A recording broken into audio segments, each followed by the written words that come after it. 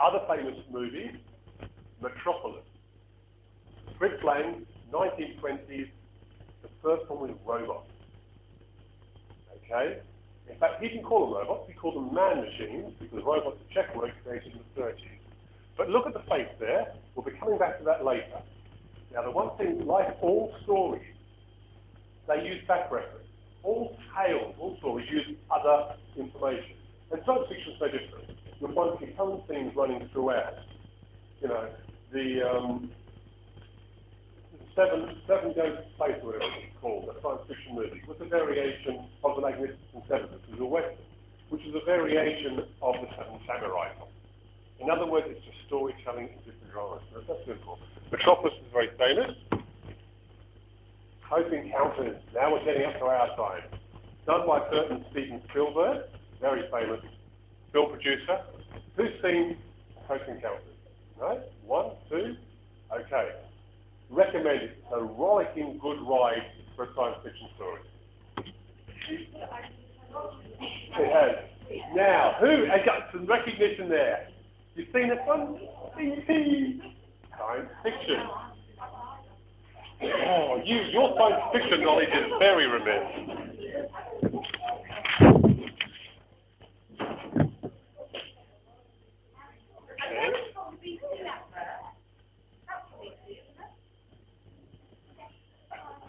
C short for extraterrestrial, in other words, outside our Earth.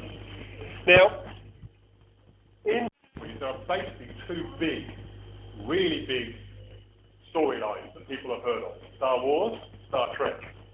Star Wars I'm going to deal with first, and we're going to Star Trek. Now, Star Trek is what we're going to base our carnival around. But Star Wars, hopefully most people have seen.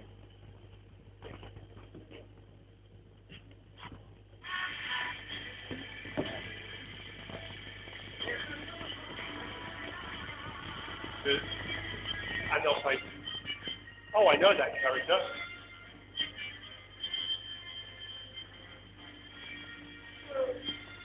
Okay, yes, the very famous cinnamon buns on the forehead of Princess Leia. Now, of course, like I said, this is purely to show you that there are several images, several things in science fiction that you're already aware of. You just don't realise it. Now, some people are already picking up on the examples and seeing these movies because of the young boys who love it. And some young boys never grow up.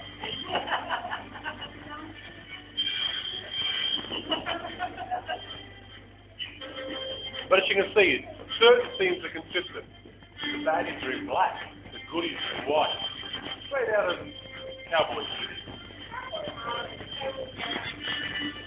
Oh, and of course there's a slight bit of sexism in there, especially when the they goes around in a metal bikini. But ultimately, the main story of Star Wars is the redemption by the Son. And you can take that any which way you want. And I'm now going to give a very quick introduction to Star Wars itself.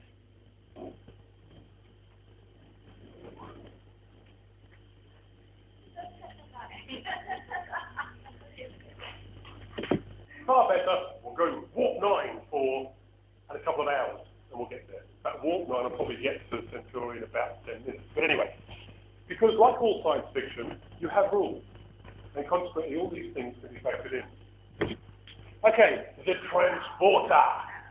Now we've all seen these. Hurrah! Now, why did Roddenberry create a transporter? Very simply, it's television. It's cheaper to have somebody go and appear over here, go than to have a model spacecraft, leave a model spaceship, fly through a model atmosphere, down to a model planet, and land. That costs money to make. So what you do is you create the ability to shift from there to there. And a bit of information, that effect up there is the oldest, longest running effect on television. It was created in the first series and hasn't changed since. And for your information, it's aluminium foil raining down through a tube. Now, okay, can anybody recognise from the uniforms which of the 5 ones it was, excluding those two there? Okay, Lorna. Data, correct. So it must be the second series or the next generation. You can tell because of the big black white across the top. Okay, and the diagonal on the trousers as well.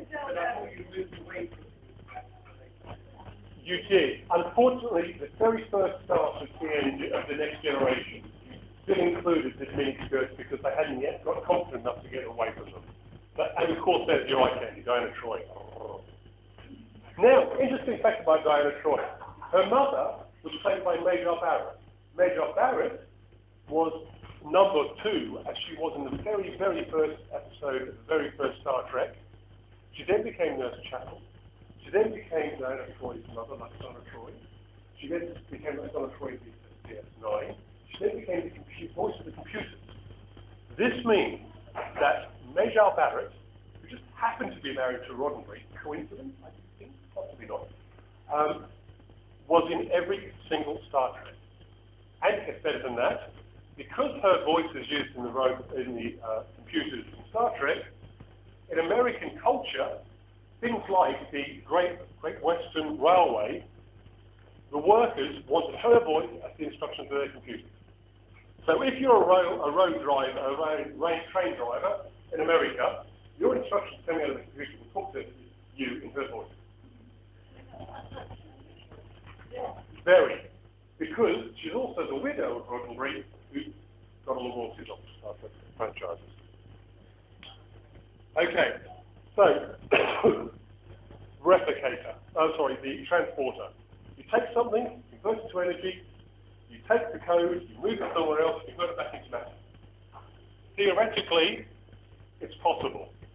Practically, it's impossible. You convert matter to energy, you have the power of atomic weaponry. That's just not possible. That's the fiction part of the science.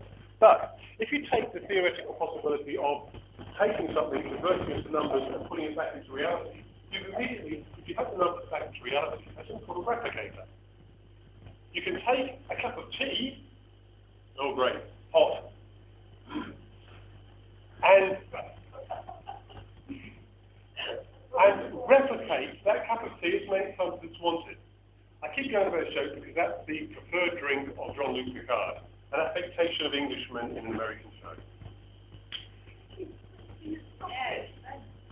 He's an Englishman, Jean-Luc Picard, he was an Englishman playing a Frenchman of an American or French descent in an American show. But of course he's an RSP actor, so he can make it.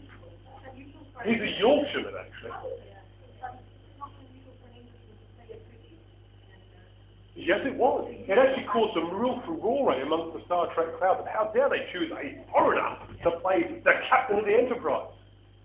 But of course, as we all know, Jean-Luc Picard, played by Patrick Stewart, RSC actor, man of great value, his voice is therapy. I mean, I sat in the theatre watching him do A Christmas Carol, and I loved it. The man is magical. He also plays a pretty good Star Trek captain as well. Now,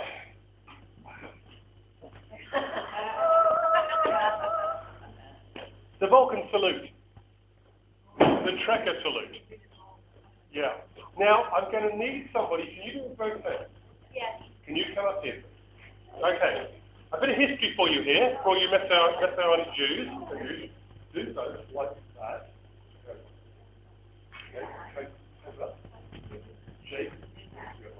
Okay. This symbol here is a Jewish blessing. Both hands out to you here. Okay.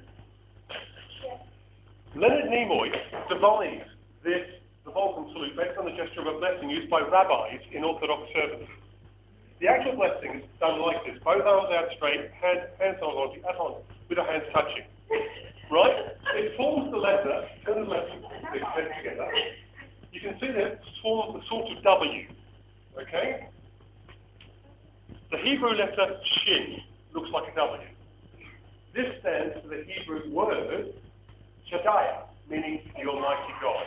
Now, there's a lot of history involved in this. This is pre-Christian Hebrew worship.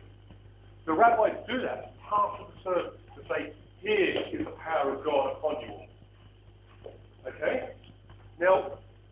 Leonard Nimoy was Jewish. He saw this as a boy and said, I'm going to swap this, because Roddenberry is probably known, he'd have gone through the roof, because Roddenberry was a bit of an atheist, a bit of a hippie. So get things together like that. Okay? And I'm going to break the shoulders.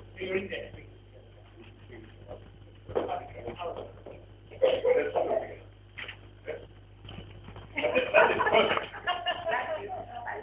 I can't do it, of course. Okay, that is shin. Yes, it is.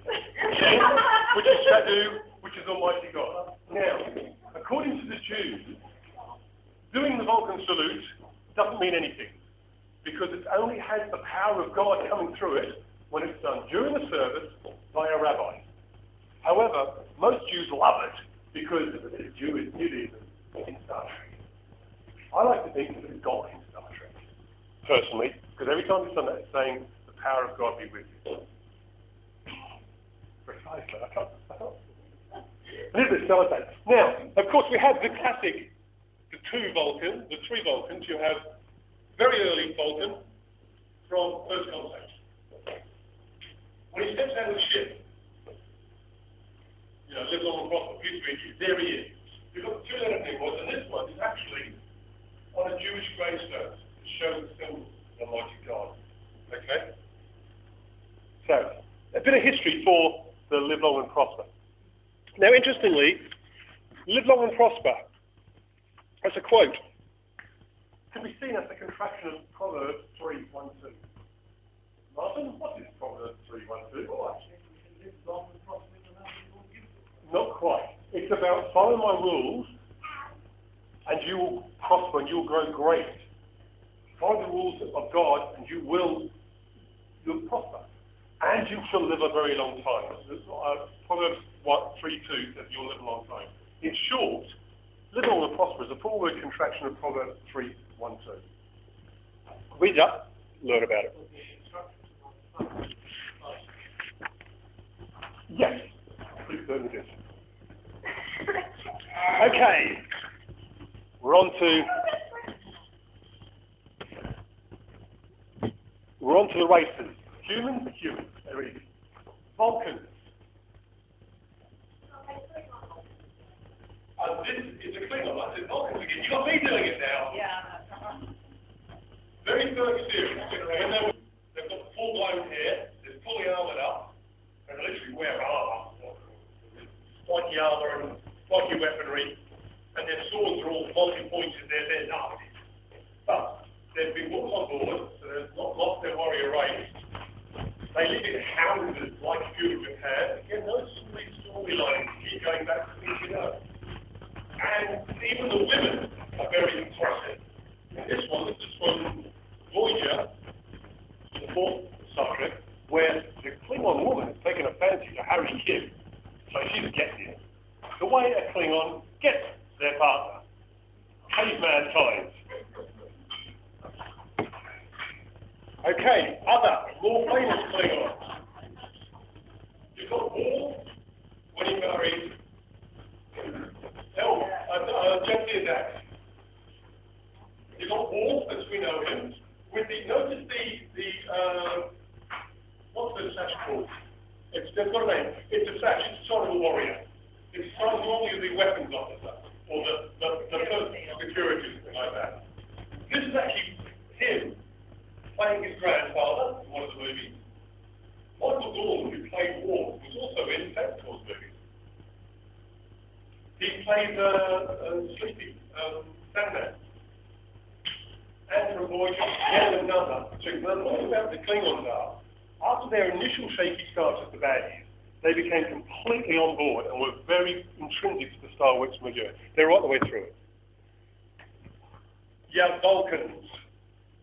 The first to meet us. Okay, how do you spot a Vulcan? 40 years, 40 eyebrows. That's it. And you talk very, very scientifically, and you say things like, that can't be correct because you're Islamic. And you've got yourself a Klingon character. Okay.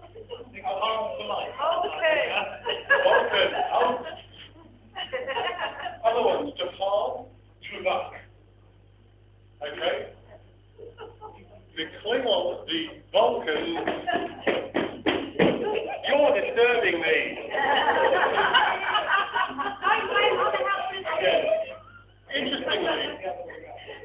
Interestingly, from Roddenberry's perspective, the Vulcans, despite being the most logical, were also the most spiritual.